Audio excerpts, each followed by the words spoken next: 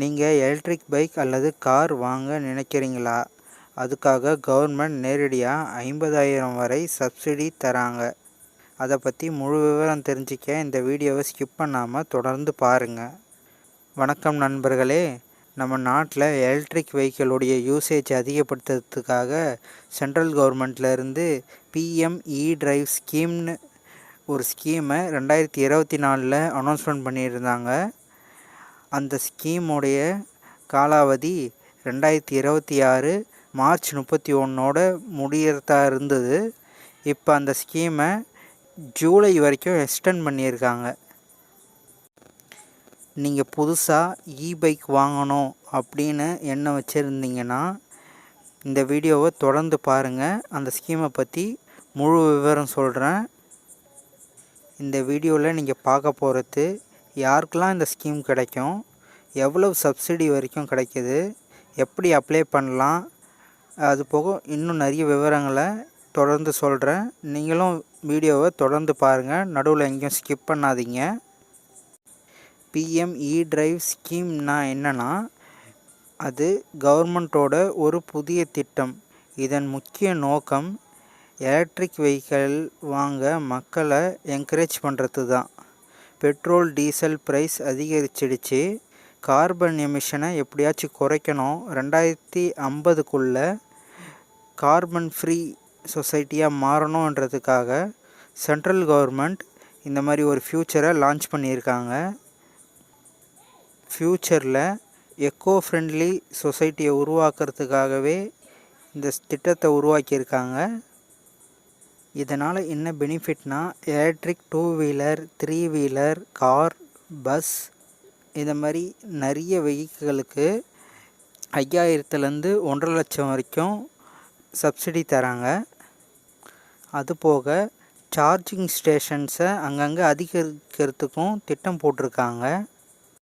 மேலும் யாரெல்லாம் எலிஜிபிள்னு பார்த்தீங்கன்னா, இந்திய குடிமகனாக இருக்கணும். நீங்கள் இவி பைக் வாங்கிறதுக்கு உங்கள் ஆதார் கார்டு இருந்தால் போதும். பட் கண்டிஷன் என்னென்னா, உங்களால் ஒரு வாகனம் மட்டும்தான் வாங்க முடியும். உதாரணத்துக்கு 2 வீலர் ஒரு வண்டி வாங்கிட்டீங்க அப்படின்னா இன்னொரு வண்டி அதே சப்சிடி மூலிமா நீங்கள் வாங்க முடியாது. பட் 2 வீலர் அதுக்கப்புறம் கார் இல்லை ஹெவி வெஹிக்கிள் அந்த மாதிரி வேணால் ஒவ்வொரு கேட்டகரியிலையும் ஒவ்வொரு வெஹிக்கிள் வாங்கிக்கலாம். மேலும் இந்த ஸ்கீமுக்கு எப்படி அப்ளை பண்ணலான்னா, இந்த ஸ்கீமுக்கு நீங்கள் டைரெக்டாக எங்கேயும் போய் அப்ளை பண்ண முடியாது. நீங்கள் இவி பைக் வாங்கணும்னு நினைக்கிறீங்க பார்த்தீங்களா, அந்த ஷோரூமில் போயிட்டு லேட்டஸ்ட்டு மாடலான இவி பைக்காக பார்த்து வாங்குங்க. இதுக்கான வெப்சைட்லேயே எந்தெந்த மாடல்னு சொல்லி கொடுத்துருக்காங்க. லேட்டஸ்ட்டு மாடலுக்கு மட்டும்தான் இந்த சப்சிடி பொருந்தும். அதுவும் எல்லா ஷோரூம்லேயும் கொடுத்துட மாட்டாங்க.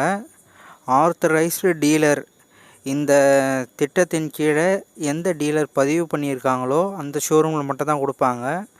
ஸோ நீங்கள் ஷோரூமில் போனதும் அவங்கக்கிட்ட கேளுங்க, இந்த மாதிரி சப்சிடி இருக்குது, சப்சிடி இங்கே அவைலபிள் இருக்கா, எனக்கு அது கிடைக்குமா என்னன்னு விசாரிச்சுட்டு அதுக்கப்புறம் பைக்கை செலக்ட் பண்ணி வாங்குங்க. சப்சிடி கிடைக்கும், அவங்க ஆத்தரைஸ்டு டீலர்னு சொன்னாங்கன்னா மட்டும் அங்கே வாங்குங்க. இதுக்கான ப்ராசஸ் ரொம்ப சிம்பிள் தான். உங்கள் ஆதார் கார்டை வச்சு அவங்களே அப்ளை பண்ணுவாங்க. ஓடிபி மட்டும் நீங்கள் சொல்கிற மாதிரி இருக்கும். அதுக்காக நீங்கள் பண்ண வேண்டியது, உங்கள் ஆதார் கூட மொபைல் நம்பரை கண்டிப்பாக இணைச்சிருக்கணும். அப்படி இருந்தால் தான் இந்த சப்சிடியை நீங்கள் பயன்படுத்திக்க முடியும். மேலும் முக்கியமான தகவல், ஃபேக் இன்ஃபர்மேஷன்ஸுக்கு ஏமாறாதீங்க. அஃபிஷியல் அப்ரூவ்டு வெஹிக்கிள் மட்டும் வாங்குங்க.